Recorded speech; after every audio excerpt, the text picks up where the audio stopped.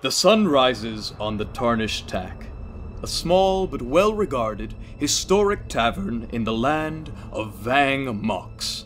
A fortnight ago, the nearby financial district of Kepi was utterly demolished. Buildings were wrecked, citizens trampled, an economic powerhouse wiped off the map. Despite this unprecedented level of destruction, not a single paper has gone out to investigate, let alone publish a report on the incident. In one of the 2 upstairs rooms of the Tarnished Tack sleeps Lance A. Lott, an aspiring journalist and a present parchment boy for the investigative gazette Newsly, 11 years of age. Lance, you're sleeping soundly in your bed. But suddenly, roll a perception check for me. 5. Add your wisdom to that. Well, fuck you, 4. Okay, you sleep pretty soundly, and you don't gather anything too odd, except for the fact that you are awoken by a loud noise. You hear some sort of banging. So you are sleeping in the Tarnished Tack. You have spent many nights here before, and you are in the kind of back room. There are 2 rooms once you come up the stairs. And on the right wall, which is the neighboring room, you hear a banging. Just a consistent into the wall. What do you do? What is that incessant banging? I'm gonna get out of bed, and I'm gonna go open the door, and I'm gonna go search the banging. You turn the knob, and the door to the room gently glides open. The room is not unlike yours, but you see a blonde, blue-eyed human man in hide armor with a fur kilt cut off above the knees, frantically struggling with some strange, unrecognizable beast. The creature before you is about 3 feet tall.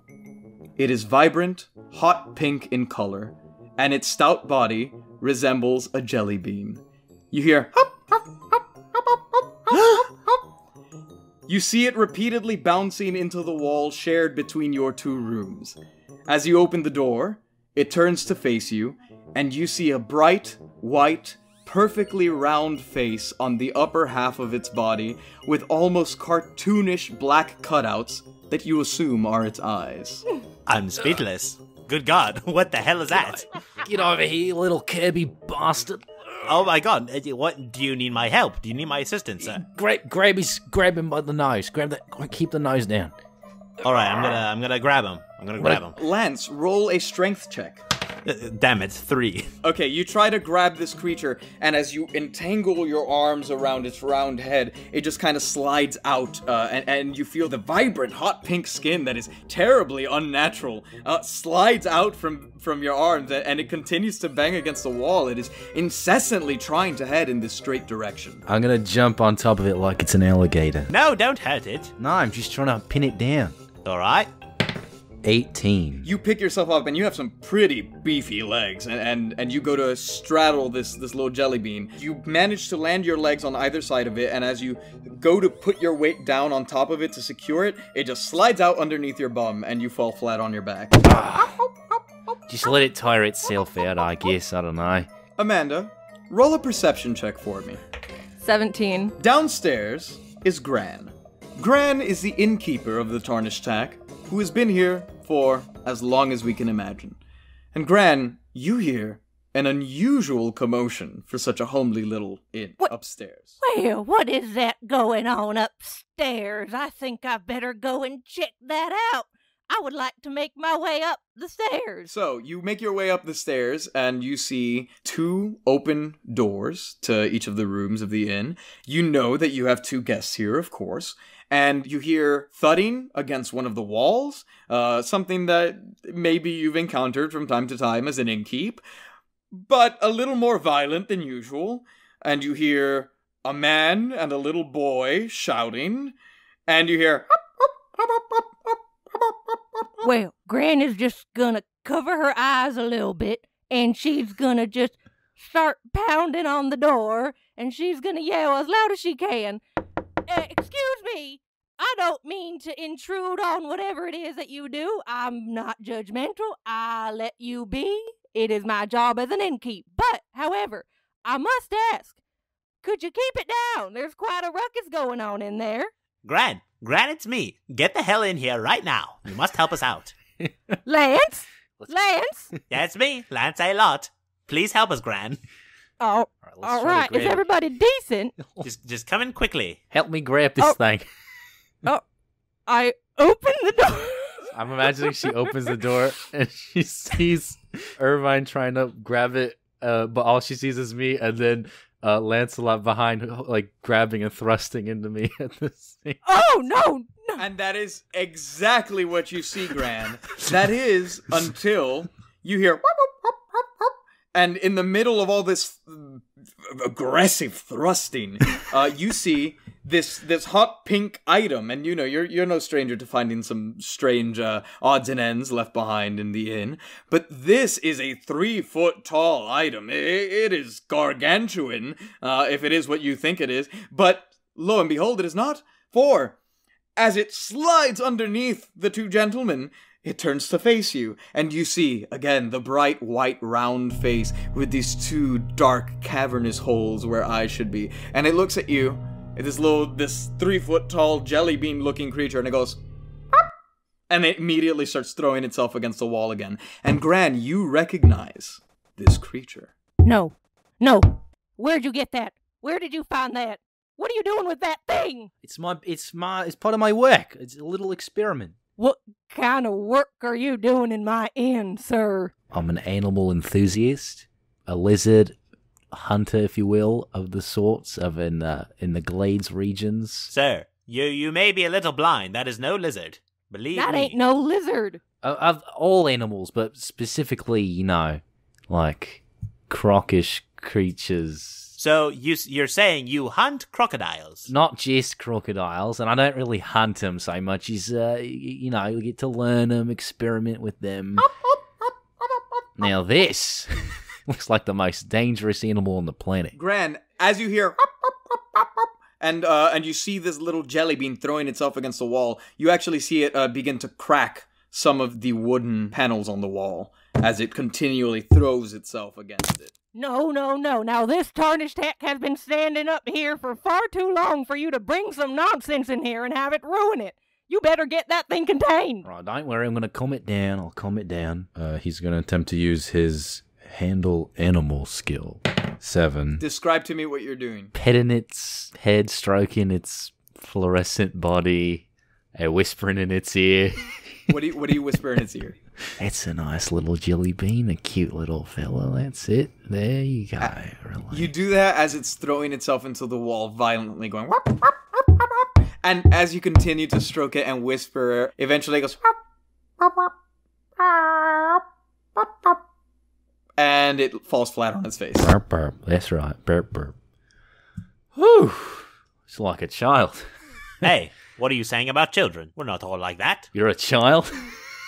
Yes, I'm 11 years old. Lance A. Lot. Nice to meet you, sir. What is your name? Sound like you own a newspaper. What is a newspaper?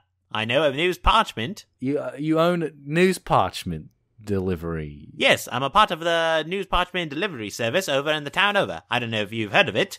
Good old Dirk Joe Pay. Maybe you've been there. Nope. Never heard of her. All right, then. What is your name, sir? I'm just going to scoop this little guy and put him back in my room. Sorry to disturb you both. Have a good evening. You're being very cryptic, sir. I've asked you your name 3 times, and you've dodged it each time. Evett S. Irvine. You can call me Irvine. And I'm taking... All right, Irvine. Pleasure to meet you. Right. Everyone roll a perception check for me. 5. 8. 13. Carry on. No. I have a sudden feeling of stress as God tells us to I roll feel a little bit of perception. impending doom has entered all of a sudden. Yes. Quite. Lance, you go ahead and you get to bed, sweetheart, all right? I'll make sure your breakfast is ready for you in the morning. Thank you, Irvine. Gran. Make sure there's extra bacon. Bacon. Bacon? Bacon. Bacon, yes. of Bacon? course. No bacon. You feed that man grass. What? I know. Why do you want me to eat grass? Don't you dare eat a bacon pig. Don't eat crispy bacon. Sir, I eat bacon every day. I am too far gone. I must have my bacon. Oh, God. No. Yes. No. It's very good. I'll give you one of mine if you wish. Lance, it's time for bed, sweetie. Go rest up, all right? You've got long travels. All right. Good night, Gran. Before you do that, roll perception for me with advantage. 19. Beautiful. The jellybean is gone. Son of a... Oh, dear God. As you walked out, you looked around on your way out, and it just dawned on you. You went, wait, where the hell's the jellybean? I'm going to run back into the room. Hey, bozos, where the hell's the jelly bean? What? We have a sick scoop on our hands. Crikey. All right. Can I roll for tracks? Yes, you can. 17. You don't see tracks because you are indoors, but you do hear... and you hear the sound of some glass shattering downstairs. Son of a bitch! I'm running downstairs. I follow Irvine. I follow both of them. You run downstairs and you see the little jelly bean is now trampling over the table and then the bar, and it is heading again in the same direction it was heading in your room, like almost like it's trying to leave the building, but it doesn't understand what a door is, and it's just smashing into the wall over and over again. All right, you know what? Sleep can wait. I'm about to take this thing outside and see where it goes. Do you think it's leading us somewhere? It's leading me somewhere. I don't know who you are. So, what could you possibly mean it is leading you somewhere? Who are you? It's not leading anyone. It's trying to go home or to its mum or something. Really? There's more than one of this thing. I suppose I just kind of found it in Kepi, or what's left of it. You found this thing in Kepi, you're saying? Yeah. Good sir, that is exactly where I need to go to get the hottest scoop out there in town. Well, I don't know if it's going to Kepi, but if it is, I guess you can come along. All right, I say we let this thing loose on the world. Wait 1 second. I'm not letting you go on your own, Lance and Irvine. I know a thing or two about these little jelly bean-looking sons of things. I'm going with you twos, you hear me? But give me 1 second, it's time. Under one condition, Gran. Gran, sweetheart. What is it, Lance? Come on. All right, Gran, you need to go in the back and get all the bacon and eggs that you have. Then you can come on the journey with us. Lance! Now, you're in no position to go calling me and telling me what to do. But because I love you like a son, I'm gonna go get some bacon. But before I get the bacon, I just gotta get a little something first. And Gran goes behind the bar, and she starts to, move the tankards in a specific formation and order. Mm-hmm. And as she does that, she moves the last tankard, and a secret door just pulls upward. And you see, and you just see some sweet looking armor and what looks like a cane with 4 tennis balls at the bottom of it. And she's like, "Well, boys, we're gonna suit on up now, aren't we?" And she goes ahead and she puts on what she likes to call the girdle of depends, and she grabs onto the cane that she calls Christopher, because, well, Christopher, it's time we go walking. I'm ready. Let's go. Shit, nope, I gotta get the bacon. Wait. Don't you? And I go get You bacon. get the bacon. Don't. Get the bacon, please. Is there a quill or something in the room? Sure, sweetheart, right here under the bar. What do you need it for? You need some parchment too? I take the quill and I take a leaf out of my hair and I'm like, I need you to tell me everything you know about that creature. I want to look for the jelly bean, make sure it's still running amok in my inn. It's banging against the back wall of the inn behind the bar. Well, so long as we don't lose it again. All right. Well, all I really know about it, well, it has to do with what happened in Kepi. At least I think it has to do with what had happened in Kepi. You see, Right, yeah. as soon as that town fell, there were no witnesses, or so we thought. Or so they thought. It doesn't matter. What matters is that night, I was out doing what Grandma does. Don't worry about that. And I happened to see one of those little creatures just running from Kepi with just look in its eyes, and it was bad. As you say this, it turns to look up at you, and you see its black little craters that it has for eyes. While you can't see it smile, you would imagine that it's almost smiling. Like if it had a mouth, it would be smiling at you, and it goes, "Arp!" And then it continues banging itself into the wall. Wow, that's horrifying. I just look at it and I'm like, you son of a bitch. So, you think it caused Kepi to disappear? Well, I think it had something to do with it, don't you? That sounds a little fishy, right?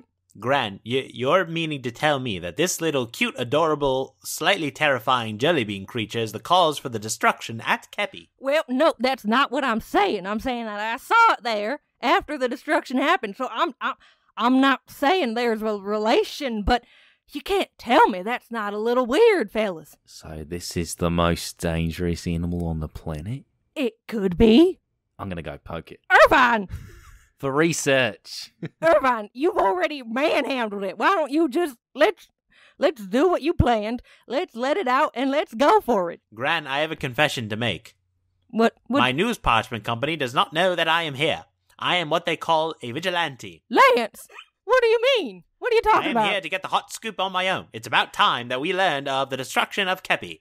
No one's doing a Lance. damn thing about it, and I'm here to crack the case. You're my camera crew. This is great. This is great. What the hell's a camera? You're going to document my series, Irvine Jellybean Tracker. You should really I'm fix working that on the name. title. It's a work in progress. The point is, he's going to document my experiences with the wildlife. Well, you should talk funny, Irvine, but if you say so, I'm happy to help. Great. I'm going to scoop up that little jellybean fella like a little baby. I'm just going to go outside with the little fella and let him out and follow him. You put the little jelly bean down and it looks at you and it goes, "Meow." And it starts to run and it trips over itself and falls flat on its face. And then it picks itself back up and goes, and you're all following, yes? Yes. Yes. Quite. As you leave the tarnished tack, the small, pink, jelly bean-like creature awkwardly runs eastward, sometimes tripping over itself or randomly leaping into the air and diving onto its stomach. Although, at times, it gets up to a surprisingly quick pace that you struggle to keep up with. After about an hour over varied terrain, the sun is now a little bit higher in the sky as dawn approaches, and you arrive at what was once known as the financial district of Kepi. The devastation laid out before you chills you down to your bones. A jam-packed district that once held buildings obscuring the view of the surrounding plains has been leveled into a smoldering field of ash and soot. The creature continues to head on, tripping over an ashen support beam, face first into a mound of ash. You hear, and the creature flops back up, turns its torso toward you, and you see its usually pale white face is now completely black, obscuring the lifeless caverns that you assumed were its eyes. And it heads on forward. I follow. I do the same. This thing is a little demon, but I will follow. Great. Everyone roll a perception check for me. Oh no. Ooh. 1. Me too, 1. 14. Grand. You sense something behind you. I'm gonna turn around, I guess. As you turn around, you see a big, white, winged beast, about 2 feet tall, with an orange beak, and it is currently taking the club off of Evet's person. And when you turn around to look at it dragging the club, it goes, and it grabs the club and starts to run away. In which direction does it run? I mean, not far from you, it looks like it's trying to hide behind some of the buildings. Or the ashen remains that are left. It's off to the left of the path that you were on. But the bean ain't going that way, is it? No, the bean is heading straight on. Fellas, Irvine, your club just got taken by some sort of creature with some sort of wings or something, but it can't be that important. We gotta keep following the bean, don't we? Yeah. We gotta keep after that bean, Irvine. I know. Let's go. Keep following the bean. You hear a really happy and you continue to follow the bean. Okay. You journey onward for a few minutes through the ashen ruins of Kepi. As you reach the edge of the town and greenery begins to return, you see your clumsy compatriot stop at a clump of tall grass and stare down. And it goes, Irvine, what's it doing? It's meditating. All right. everyone roll a perception check for me again. 17. 17. What the fuck, dude? Irvine, stop copying me. Get out of my head, Irvine. 15. All of you begin to approach your little jellybean friend, and you see within the clump of grass is this small rat-like creature, but it's unlike any rat you've seen before. It is bright yellow in color, with big ears and a large angular tail. And it looks up at you with these big eyes, and it looks like it's almost afraid. And it stares at you and it goes, Is that a Pikachu? I mean, what the hell is that thing? You shout this, and it looks like it gets frightened. It scuttles back a little bit, and it goes, Pika? I hate this. Oh, good God. Wait. I have a ball in my pocket. I want to run around the tall grass for a little bit. You start to run through the grass, and doing that, you startle the small creature, and it goes, Pikachu! Oh, good God. Do me a favor, roll a reflex saving throw for me. Okay. 7. Wonderful. That means not. The little yellow rat-like creature looks at you and goes, Pikachu! And from its tail, you see this eruption of lightning. You dodge out of the way, although a bit of it singes you and you take 1 point of shock damage. Oh, good God. Well, I should have seen that coming. What is the jellybean doing currently? The jellybean is just staring at it going, hop, hop, hop, hop. I think we need to fight this little yellow creature. Do not touch that animal. As you say that, it senses your energy and it goes, Pika! It's the most dangerous animal on the planet. Irvine, you said that about the jellybean. And I'm gonna go kick it. Irvine, what the hell? I'm planning to kick it away from here. Nat 20!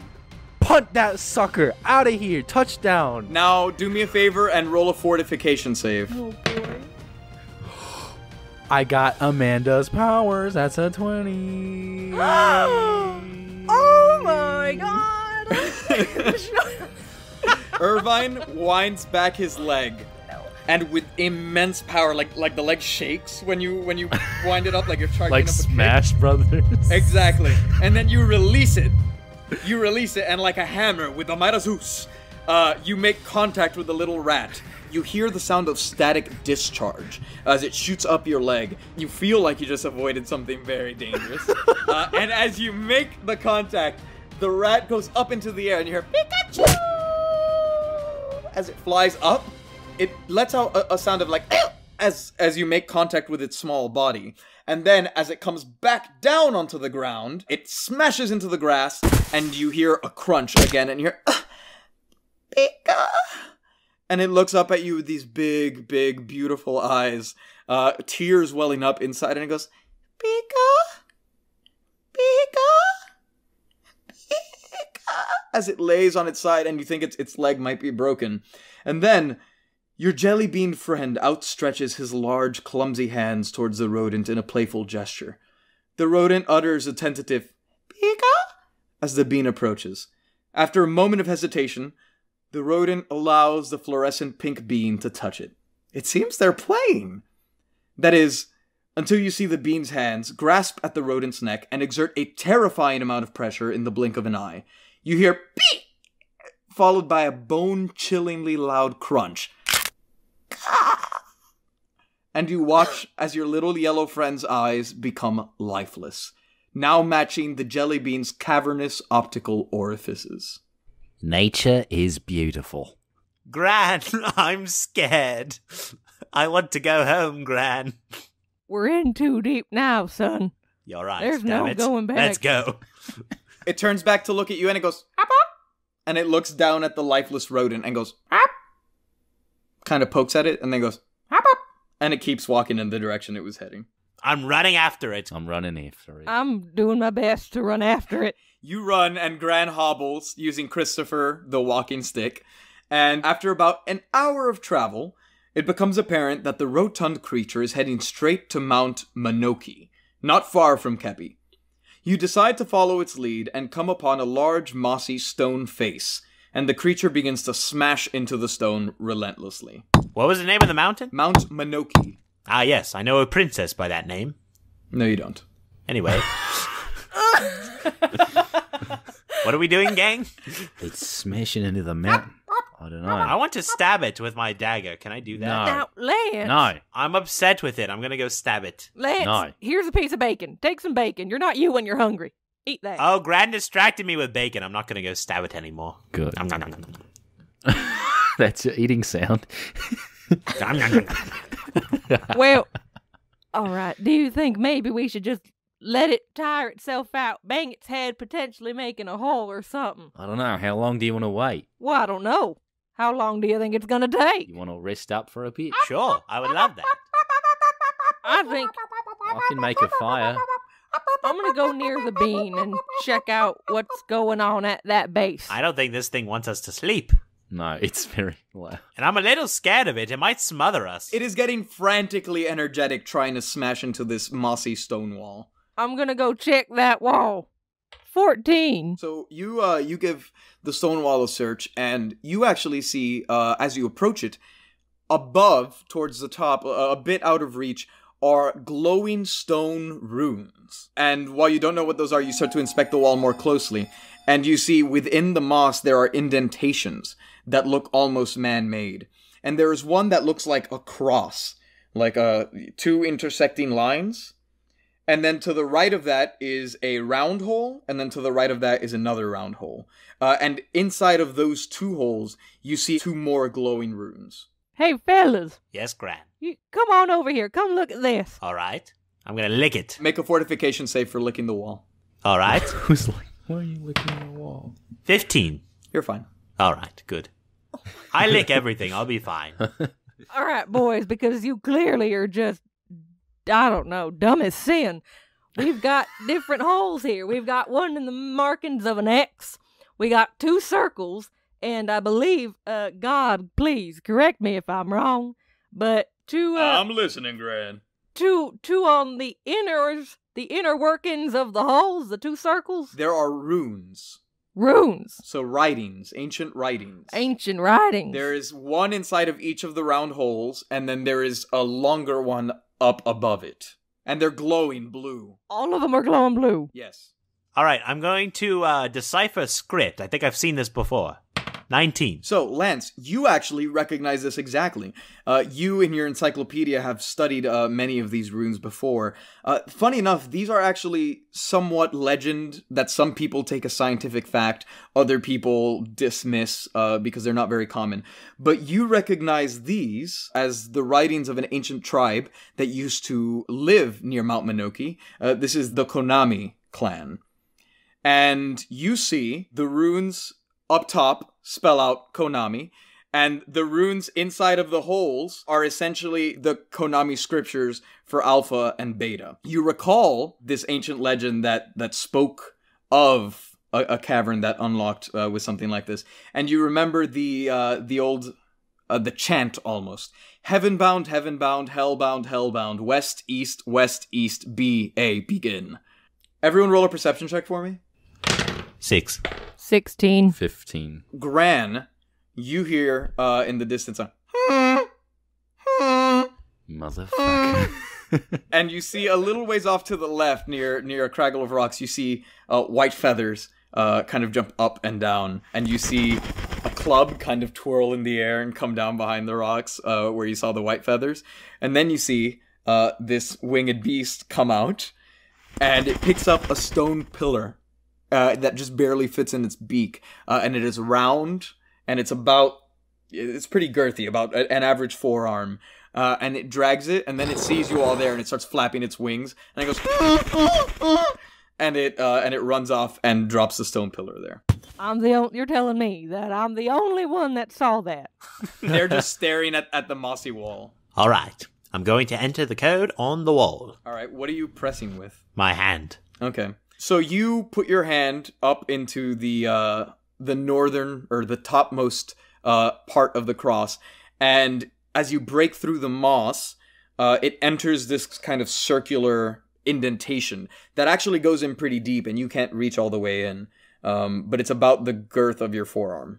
Your forearm is a little bit thinner because you are young, and so it kind of sits in there loose, but an adult probably wouldn't be able to get too far in. Can I boost him up? It's not a height problem, it's just too deep. Gran, did you happen to see anything while we were looking at this wall for trying to study it?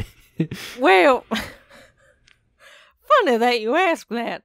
That little bird-looking creature was just here with your club and happened to... Oh, you never told me?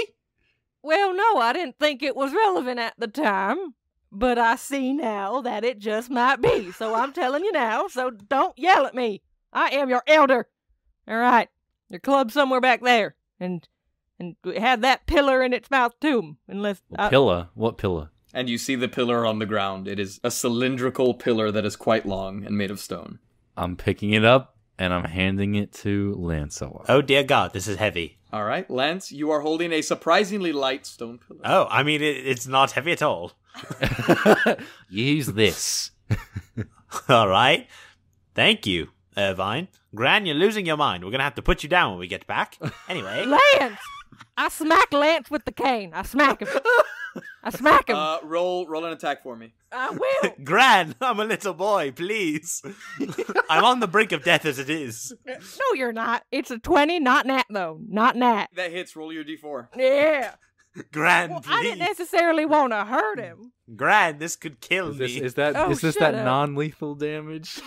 It is that. It says it right here in parentheses, non-lethal. So don't you worry about it, huh? Just some bludgeoning damage. Nothing to worry about. Look at that. Look at that. It's just a 1. It's just a 1. She's Gran lifts up Christopher as she's shouting at you, right? And she's reprimanding you. And kind of twirls it above her head like a little wand. And then smacks you over the back of the head. And you just hear a whoosh. And you feel a shooting pain through the back of your skull. And you take 1 point of damage. That goes to show you don't talk to me like that. No more bacon. No bacon. Shut up. You sit down. You give me that pillar. I take the pillar and I shove the We pillar don't in. hate kids anymore, Granny. That's old school. Oh, Gran, I want to do the pillar, please. Apologize. Apologize, Lance. I'm sorry, Gran. Please don't kill me. You were very close. I throw the pillar back at him. Son of a... All right. shit. I'm going to use this pillar on the wall. Gran, bacon me. I do it, but I'm not happy about it. Gran tentatively and hesitantly puts a piece of uncooked bacon into Lance's mouth, and Lance kind of slurps it up like a spaghetti noodle. Lance, no. All right. Here I go. I'm going to put the pillar on the wall. Lance takes the pillar, and reciting the chant that you studied oh so carefully and know by heart, it is one of your favorite pieces of folklore. There's no way you could get this wrong. Okay. You take it and you insert it into heaven bound, hellbound, west, east, and then you go, okay, B, A, and you're looking at the two buttons, and one of them has the ancient scripture for alpha, and the other one has one for beta. Which one do you put it into? Beta. Still nothing happens? Alpha. Alpha. As you insert it into alpha, you feel the stone in the back give way, and the cylinder pushes in all the way and becomes flush with the wall, and you hear a little bit of a rumbling, and in the center, between the cross and the two round holes, a little bit of the stone kind of recedes, and then slides down, and you see another piece of stone that seems pressable by your fingers, with the ancient Konami runes for begin. Press it. Click. I press it. Okay, you press in begin, and it kind of returns to where it came from, and you hear a click in a different area of the wall. And all of a sudden, you hear a little bit of a rumbling, and then the slate face begins to slide up. As the slate face slides open, the little creature who has been banging incessantly against this solid stone wall, going up, falls flat on its face. It picks itself back up and walks into the cavernous room before you. Let's go. Come on, gang. We gotta catch 'em all. I mean, begin. You enter the dank and dark room and are confronted with a number of stone contraptions. Dank souls. There are standing stone pillars, long, round, horizontal pillars stacked atop each other, slowly rotating, and other such contraptions. In the center of the oblong, cavernous room is a pool of fluorescent pink sludge. Standing before it is a hooded figure who speaks. You've made it. The brave few faced the horrors and prevailed without a care, just to see what lies at the end. At what cost? How many atrocities did you have to commit to reach this end? From behind you, you hear hop, hop, hop, hop, hop. As you turn, you see a shambling figure. Another being. This time, a bright yellow. Not unlike the rodent you encountered earlier. As it slowly ambles its way into the cavern, the door slides shut behind it, and it trips over a stone. As it picks itself back up, you see a tear in its vibrant yellow body, where the pink bean strangled the rodent to death. The skin peels away as it scrapes against the ground as it stands up, and falling to the ground, beneath the fluorescent yellow skin, you see a bright white skeleton that matches its bright white round face. These are the fallen, and your kind have felled them. But violence is a cycle, and your turn has come. Guess I really subverted your expectations, didn't I? I want to run up to him and stab him. With that, the hooded figure snaps his skeletal fingers and vanishes. Oh, damn. After a moment, you feel a rumbling, and you hear... One by one, more of the fallen emerge from behind the various stone contraptions in the room. Then, bubbling. Slowly, fallen emerge from the pink sludge as their shouts grow louder.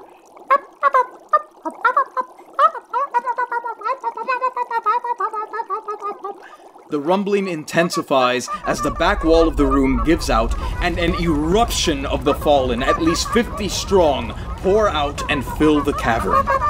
They all come to their feet, and the room grows deadly still as their soulless eyes gaze in your direction.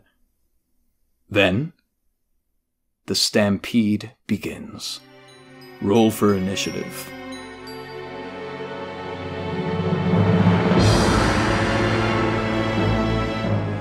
If you enjoyed this episode of Dungeons and Drimbus, join the elite ranks of Jerry Benetatos, Ann Baird, Queso Loco, and Terrence Knox by supporting the show at the links in the description. Be sure to leave us a review and subscribe to the show so you may see our future dastardly plans.